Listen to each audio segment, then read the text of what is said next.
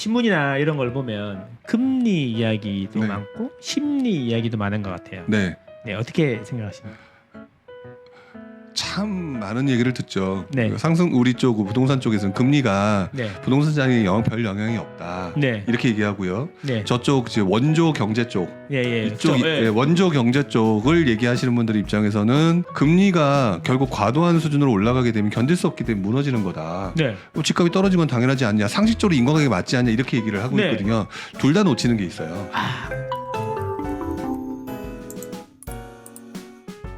어떤 부분일까요? 뭐냐면 저도 학교 다닐 때 저 경제학과 출신이거든요. 경제학, 네, 예. 경제학과 출신이고 실제 금융기관에서 그쪽과 관련된 부분도 더 경험도 해봤고. 근데 원조 경제학의 가장 큰 문제는요. 네. 다른 변수가 변하지 않는다는 가정으로 얘기를 꺼내요. 아, 근데 현실 시장은 변수가 많아요. 그렇죠, 많죠. 예, 변수가 많기 때문에 금리 인상이 부동산 가격의 하락에 올 수 있을 가능성에 대해서는 원조 경제학에서는 다른 변수가 변하지 않는다라는 그 전제가 붙어야 돼요. 근데 그 얘기는 안 하고 그냥 그렇기 때문에 떨어진다라고 얘기하는데 예를 들어서 금리 인상을 했던 시기에 저 밑에 있는 우리 2008년 9년도 때 지방의 집값 올랐잖아요. 올랐죠. 예. 그럼 금리 인상에도 올랐다? 그거는 변수가 지방의 공급 부족이라고 하는 변수가 등장했기 때문에 그런 현상이 나타난 거예요. 근데 그런 얘기는 서로 안 하고 그냥 무조건 금리 인상이면 집값 떨어진다. 그리고 난 다음에 저희가 아니다라고 얘기하게 되면 경제를 제대로 모르는 놈이다. 그러니까 이렇게 표현을 한단 말이죠.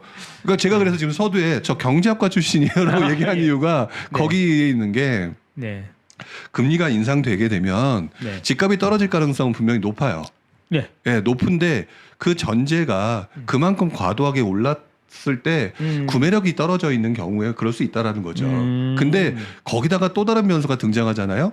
그게 정보 정책 변화, 규제 완화일 수도 있고요. 네, 또는 예를 들어서 진짜 금융위기 같은 게 와가지고 예를 들어 집값이 떨어질 만큼 외부 변수가 강해졌다. 그러면 결국 떨어질 수는 있을지 몰라도 그 다음 단계에서는 또 다시 경기를 살리기 위해서 또 다시 각종 또 대책도 나오고 그럼 결국에는 금리 인상 이꼴 뭐 부동산 가격 하락이라는 결론이 나온 게 아니라 네. 결론은 그때그때 달라요예요. 아, 그때그때 달라요거든요. 네, 이걸 가지고 너무 한쪽으로만 얘기하는 것 같다. 근데 지금 현재 금리 인상 부분은 확실히 지금 구매력이 떨어진 이 시점에 상당한 영향을 미친다. 그건 맞아요. 맞는데 저는 그 다음 단계를 보거든요. 투자를 하면 우리 부동산 투자하는 사람들 너무 사는 것만 집중하는데 네. 해보시면 아시겠고 우리 망고쌤도 아시지만 매도가 얼마나 중요해요. 파는 게 예술이죠. 네, 매도가 중요하기 때문에 최소한 2년 3년을 가지고 있어야 되거든요. 그러면 금리 인상 다음 단계를 생각해야 돼요. 다음 단계. 다음 단계를 생각해야 되는데 지금의 금리 인상은 0.75 올리고 0.25 올리고 막 그 빅스텝이란 말이에요. 예. 그 빅스텝 다음에 나타나는 현상은 물가 때문에 그런 건데 결국 이거는 다음에 나타나는 현상은 경기 침체예요. 그 경기 침체는 곧 다시 금리 인하로 간다는 거예요. 금리 인하. 예. 예. 근데 팔려고 생각을 하게 되면 결국 2, 3년 후에 파는 거잖아요. 네. 그럼 그때 금리 인상 계속 하다가 그럼 금리 인상하는 동안에 연끌했던 사람 많이들 나자빠지겠죠? 네. 그러다 금리 인하하게 되면 막말로 가격은 엄청나게 떨어져 있는 거예요. 그때 매물을 잡으면 나는 싸게 샀기 때문에 돈 벌 수 있는 시장이 또 돼버리는 거거든요. 네. 그러니까 금리 인상됐기 때문에 부동산 가격은 떨어지고 그러니까 부동산 투자하면 안 된다라는 인과관계는 부동산 시장을 하나도 안 봤거나 또는 경제학을 원조 경제학에서 말하는 변수를 고려하지 않은 그런 아마추어적인 발상이다. 아마추어적인. 예, 아마추어적인 발상인 거죠. 그래서 뭐 그런 얘기 하시는 분들이 투자해서 성공했다는 얘기 못 들어보신 이유가 네. 투자한 사람들은요 기본적으로 현재 상황에 맞춰서 사람들이 어떻게 바뀔까 이런 부분들에 대한 고민을 해요.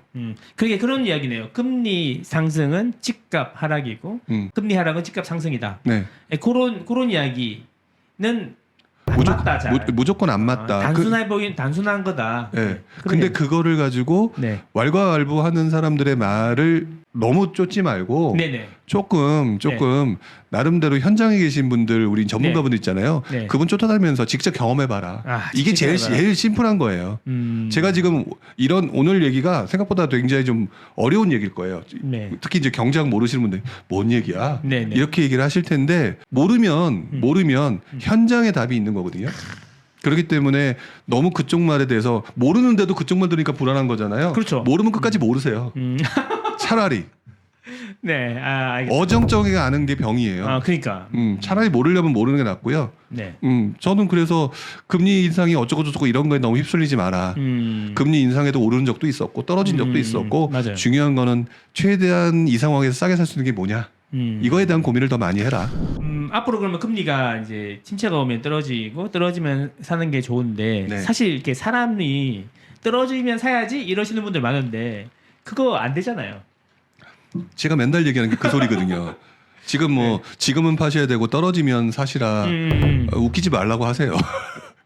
예. 제가 이렇게 강하게 얘기한 적이 별로 없거든요. 예, 맞아요. 그냥 우리 상식적으로 한번 생각을 해보시면 지난 한 그 침체기가 와서 왔어. 지난 3년간 한 5억이 떨어졌어요. 심하게 말해서 10억이 떨어졌어요. 예.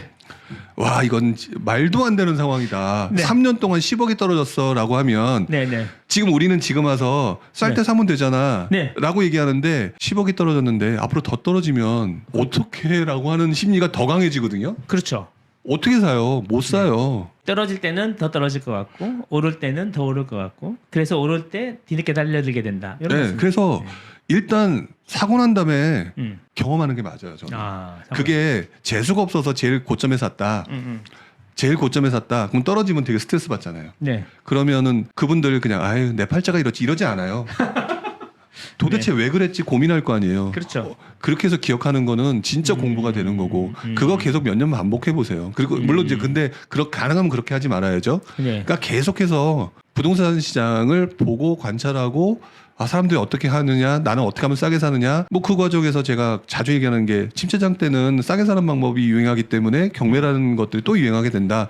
이런 얘기가 결국에는 침체장 때 안 사지 마라라고 얘기하는 사람들은 모르겠지만 그 시장에 싸게 살려는 사람들이 또 얼마나 노력하는데. 그러니까요.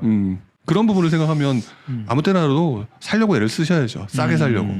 집은 하나 있어야죠. 네, 그럼요. 그 작년 하반기부터 이제 가격이 지수들이 하락하기 시작했잖아요. 네. 추세가 바뀌었는데, 네. 근데 사실 이게 봄 지나면 좀 괜찮아질 줄 알았는데, 봄 지나도 그렇고 여름이 지나면 또 좋아질 줄 알았는데, 지금 사실 추세가 이제 그 계속 지속되고 있어요. 하락이. 네, 그죠? 네. 그러면 이게 아까도 잠깐 말씀하셨는데 반등이 온다면 언제 올까요?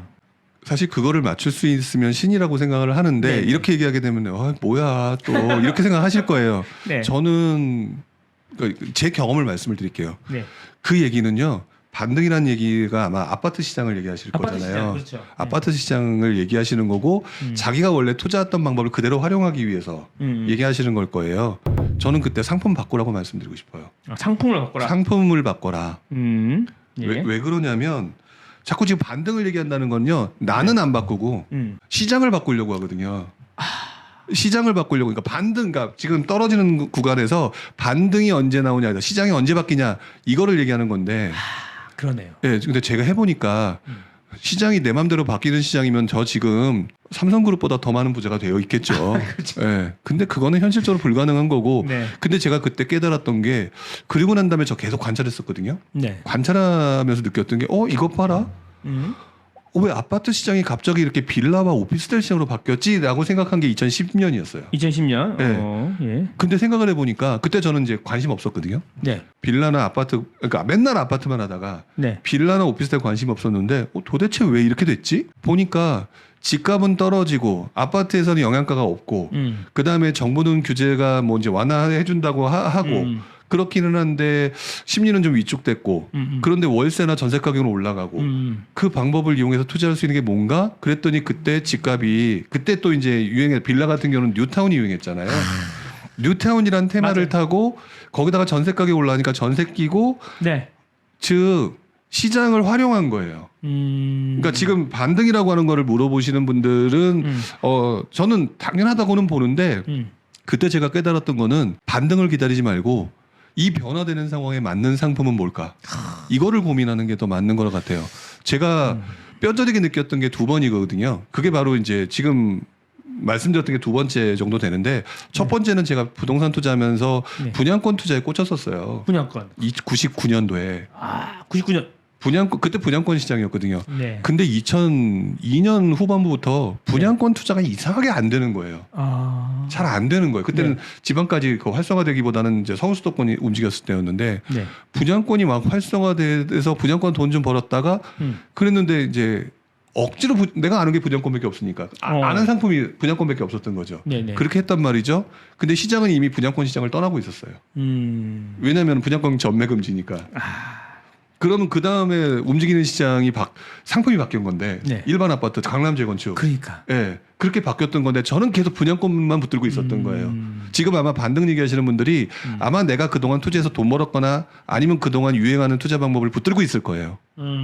붙들고 있을 거라고요. 근데 시장이 바뀐다. 시장을 내가 원하는 방향으로 바꾸려고 하지 마시고 변화되는 시장에 네. 내가 상품을 바꿔야 되겠다라고 생각하시는 게 맞다고 저는 생각이 들어요. 그래서 저는 반등은 사실상 그냥 그래도 궁금하시다면은 정말 반등이 온다. 50% 50의 확률이지만 네. 반등이 온다면 일단 저는 내년 초는 돼야 될 거다. 내년 초. 내년 초는 돼야 그나마 그 느낌이 올 거다. 네. 왜냐하면은 올 하반기에는 계속 정부 정책이 나와야 돼요. 그거에 따라서 분명히 오르는 그 테마가 발생할 거거든요. 테마. 예. 예. 그러면 이제 그 부분에 대해서 요게 괜찮겠네 하면서 반등이라는 게 형성될 수 있다고 보여지기 때문에 올해는 좀 그렇고요.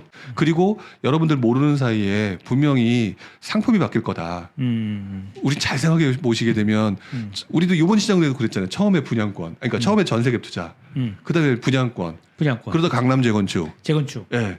그러다가 이제 강남 재건축과 신축, 네. 그러다가 구축, 네. 그 다음에 이제 점점 이제 경기, 인천, 지방 네. 이런 식으로 움직이고 있다가 도저히 거기서도 또 너무 어려우니까 아파트 상품이 바뀌고 있잖아요. 그렇죠. 이 부분을 생각을 해야 되는 거라고 저는 생각이 들어요. 재개발이라든지 재건축이든지 다 좋은데 네네.